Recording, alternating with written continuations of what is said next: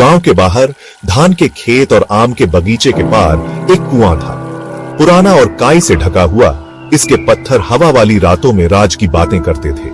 गांव वाले उस रास्ते से बचते थे, उनके दिल एक अजीब डर से भरे होते थे। उनका मानना था कि कुएं में कुछ भयानक, कुछ अनकहा था। कई पीढ़ियों से कुआं बंद था, उसका लकड़ी का ढक्कन बंद था, लेकिन लोहा जंग खा गया था और लकड़ी सड़ गई थी। फिर भी किसी ने उसके पास जाने की हिम्मत नहीं की। कुआं अछूता ही रहना बेहतर था। यह फुसफुसाहट और परछाइयों की जगह थी, जहां डर जड़ पकड़ लेता था और चांदनी में खिलता था। बड़े बुजुर्ग एक ऐसे जीव के बारे में बताते थे जो कुएं में रहता था, एक भयानक चूहा। उन्होंने कहा, आदमी के चेहरे वाला। उसकी आंखें एक अजीब रोशनी से चमकती थी और उसकी हंसी हड्डियों को ठंडा कर देती थी। जीव वे फुसफुसाते थे, डर से पलता था। कोई नहीं जानता था कि कहानी कैसे शुरू हुई, लेकिन गांव का हर बच्चा कहानियां सुनते हुए बड़ा हुआ। उन्होंने अंधेरे से डरना सीखा, क्योंकि तभी चूहा अपने कुएं से निकलता था। उसके छोटे पंजे खिड़कियों पर खरोंचते थे और उसकी ठंडी हंसी रात में गूंजती थी। आदमी चेहरे वाले चूहे के दो साथी थे, उतने ही परेशान करने वाले, चिकू और मिकू उन्हें कहा जाता था। ऐसे जीव जो बंदरों जैसे दिखते थे, लेकिन आदमियों की तरह चलते थे। उनकी आंखें एक शरारती चमक से चमकती थीं और उनकी आवाजें ऊंची और अजीब थीं। चिकू और मिकू सपनों के बुनकर थे। वे अनजान ग्रामीणों के दिमाग में घुस जाते थे, डर और संदेह के बीज बोते थे। उनके स्पर्श से बुरे सपने खिलते थे और ग्रामीण घबराहट के साथ जागते थे। उनके दिल दहशत से धड़कते थे। 12 साल का एक लड़का विवेक इन कहानियों का मजाक उड़ाता था। वह तर्क और कारण का बच्चा था, प्राचीन कहानियों से अनजान। वह जो देख सकता था, जिसे छू सकता था, उस पर विश्वास करता था। कुएं की कहानियां, उसने सोचा, अंधविश्वास वाली बकवास के अलावा कुछ नहीं थी। एक दिन अपने संदेह से उत्साहित होकर विवेक ने कुएं पर जाने का फैसला किया। उसके दोस्तों ने उसे इसके खिलाफ चेतावनी दी। उनकी आवाजें डर से कांप रही थी, लेकिन विवेक हंसा, उनकी चिंताओं को बचकानी कल्पनाओं के रूप में खारिज कर दिया।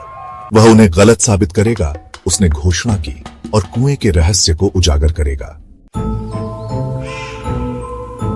सूरज क्षितिज के नीचे डूब गया, आसमान को नारंगी और बैंगनी रंगों में रंग दिया। विवेक बिना रुके कुएं के पास पहुंचा।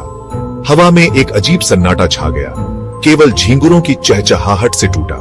कुआं उसके सामने मंडरा रहा था, ढलती रोशनी के सामने एक काला साया। जैसे ही विवेक कुएं के किनारे पर पहुंचा, एक आवाज ने सन्नाटे को चीर दिया। किसने खाया तुम्हारा डर? यह फुफकारा, हर शब्द द्वेष से टपक रहा था। विवेक जम गया, उसका खून बर्फ में बदल गया। उसने कहानियों को केवल कहानियों के रूप में खारिज कर दिया था। फिर भी वह यहां था, अज्ञात के साथ आमने सामने। धीरे धीरे विवेक मुड़ा। उसके पीछे 3 आकृतियां खड़ी थीं। उनकी रूपरेखाएं बढ़ते अंधेरे में धुंधली थीं। 2 छोटे और दुबले पतले थे। उनकी आंखें एक भयानक रोशनी से चमक रही थीं। चिकू और मिकू, विवेक ने महसूस किया। उसका दिल उसकी छाती में धड़क रहा था।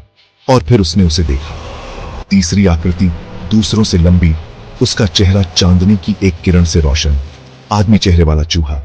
उसकी आंखें 2 चमकते अंगारे विवेक की आत्मा में समा गए। उसके चेहरे पर एक लंबी मुड़ी हुई मुस्कान फैल गई, जिसमें नुकीले नुकीले दांतों की पंक्तियां दिखाई दे रही थीं। दहशत कच्ची और भस्म करने वाली विवेक को जकड़ लिया। वह चीखना चाहता था, भागना चाहता था, लेकिन उसके शरीर ने मानने से इनकार कर दिया। वह अपनी जगह पर जम गया था, राक्षसी प्राणी की निगाह में फंस गया था। उसके चारों ओर की परछाइयां टेढ़ी मेढ़ी और कुंडलित होती हुई प्रतीत हो रही थीं, करीब आ रही थीं, उसका दम घूंट रही थीं। अगली सुबह ग्रामीणों को विवेक की पुरानी घड़ी कुएं के पास पड़ी मिली। उसकी सुइयां जमी हुई थीं, हमेशा के लिए उसके गायब होने का समय चिह्नित कर रही थीं। लड़का खुद फिर कभी नहीं देखा गया। कुआं बना रहा, एक मूक प्रहरी उस रात की एक भयानक याद दिलाता है, जब विवेक की जिज्ञासा उसे आदमी चेहरे वाले चूहे और उन परछाइयों तक ले गई, जिसने उसे पूरा निगल लिया।